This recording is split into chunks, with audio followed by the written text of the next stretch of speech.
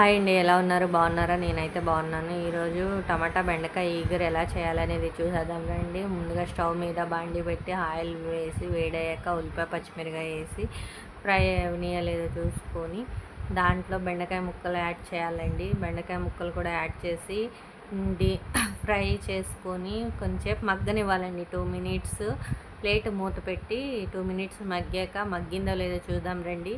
ఇప్పుడు మగ్గింది. దీంట్లో చిటికెడు పసుపు, 2 స్పూన్స్ కారం, 2 స్పూన్స్ కారం కూడా యాడ్ చేసుకోవాలండి. 2 స్పూన్స్ కారం, అలాగే టేస్ట్కి సరిపడా సాల్టు. నేనైతే ఒక 2 స్పూన్స్ సాల్ట్ అనేది యాడ్ చేసుకున్నానండి, నా టేస్ట్కి సరిపడా. మీ టేస్ట్కి ఎంత పడుతుంది అనేది చూసుకొని యాడ్ చేసుకోండి. మళ్ళీ ఎక్కువ అవుతే తినలేము కదండి కర్రీలోని. సో అందుకు టేస్ట్కి ఎంత సరిపోతుందో, మీకు ఎంత సాల్ట్ అనేది యాడ్ చేసుకుంటారో దాన్ని బట్టి సాల్టు కారం అనేది యాడ్ చేసుకున్నాక ముందుగా కట్ చేసి పెట్టుకున్న టమాటా ముక్కలను కూడా యాడ్ చేయాలండి ఇందులో.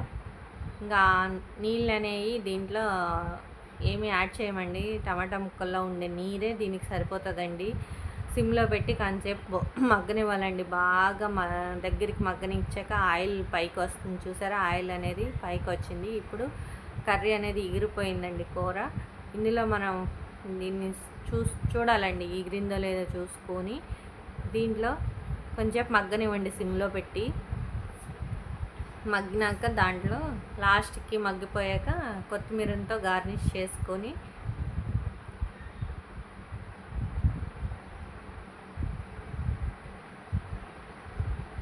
చూడండి, టేస్టీ బెండకాయ ఈగర్ అనేది రెడీ అయిపోయిందండి. Bye bye friends, please like and